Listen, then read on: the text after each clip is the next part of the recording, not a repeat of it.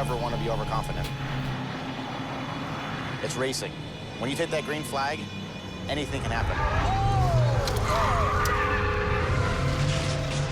You know, I saw some things in front of me that were absolutely crazy. I didn't do anything crazy. I wasn't blocking anyone. And the people that started behind me, honestly, were insane. You guys, you're not listening, you're not making notes, you're not doing anything. And when you go out there on track, you're out of control. If you get a reputation for pushing and shoving on the racetrack and crashing all the time, this will be the highest you get in pro racing. A lot of people got hurt at this track and got killed here. So think about that as well. Aye! You're sleeping, man. No? It's not interesting enough for you? For me, it's complete. You guys driving like idiots. If this happens one more time, if we have one more race like this, I'll pull the plug on the series. I'd had kind of a craziness for cars my entire life. For me, it's something that's much more than just a hobby. I just want to race cars professionally. As long as I'm on four wheels, I'm happy. I want to make a career out of my sport. I want to do this for the rest of my life, nothing else.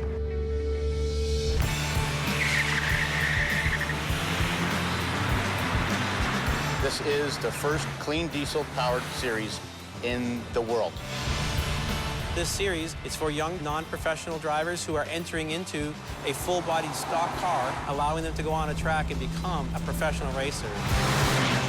David Jerka, if I beat him, that's just great, you know? Timmy Miggenbauer, he's 16, but he's done a lot of karting.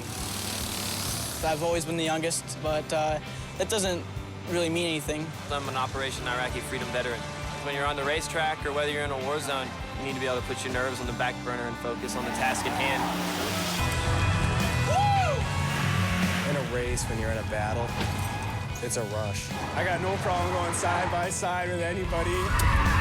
It's just a giant roller coaster. Massive ups and downs. It's not about how much money you have. It's not about having the best mechanic. Everything is even. The best driver will stand out. If you want to finish first you have to finish.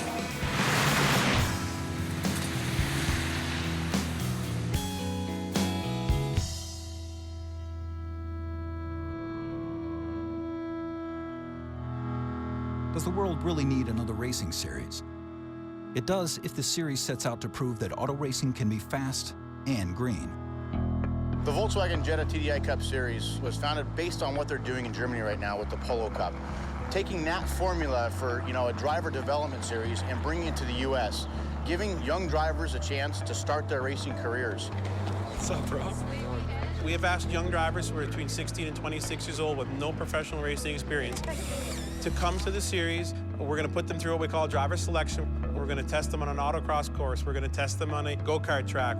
And we're going to have a program where we pick what we think are some of the top 30 drivers, put them into the Jetta program, and then run them for the year. With my age, this is it. Every race I race, like, it could be my last. Every little bit of funding that I have has gone towards this. It could be the difference between getting a ride or being stuck on the sideline.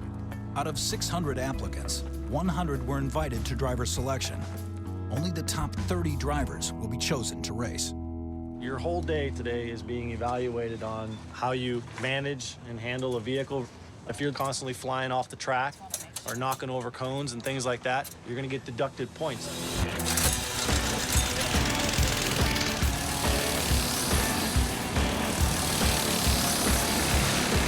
First two sessions in the karting went great.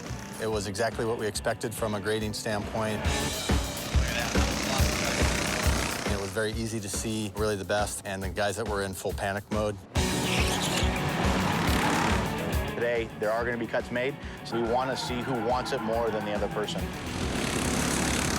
Everybody comes from karting, and if you're talented in a kart, you're going to be talented in a car.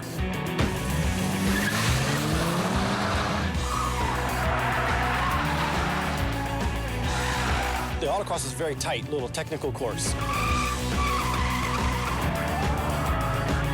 Someone who has a tendency to overdrive the vehicle, it's going to show up real fast. is this number? This is number 14.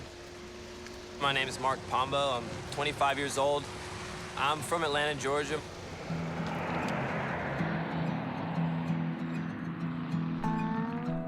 Show you guys our little race shop that my brother and I have been working on for a few years. This picture right here is actually my race car. It's a quarter midget, and my brother's is in the background there. My family has been racing my whole life, ever since I can remember. These are all fenders from race cars that either my brother or I have wrecked. There's a picture on this wall of my grandfather racing in the Pan American races in Mexico. This wall right here is pretty much all my dad. I used to race the motorcycles back in the late 50s and early 60s in Mexico. I used to race in SCCA club racing, and in '85 I won the national championship, and that opened the doors to me. I started racing professional racing and endurance, and continued some of the SCCA pro racing and SCCA amateur. We've always competed in things, but it's always been a race here, a race there. When my dad was racing and we were little kids, it was whenever dad wasn't racing, we got to race. It kind of all came to a halt when he got cancer. In 1990, my dad was diagnosed with lymphoma on Christmas Day. It was very aggressive cancer, and if they wouldn't have caught it when they did, he would have probably been gone by May. We got lucky. Blessed or lucky, one or the other. It's a dream come true for many of these kids. We have a Spec Miata. He sold it. Oh, he sold it to finance it? Oh, wow, he's serious. He sold his race car to come here. He says, Dad, I'm getting too old. If I don't do it now, I'm not gonna make it. All right. Go for it. If you ever wanted to say, I took a shot, now's your chance. You don't want to be 50 years old or 40 years old or 30 years old or 60 years old and say, hey, what if I would have done that? I wonder if I'd still be an accountant at 50. It's a fast track, so there's a lot of potential for things to go wrong.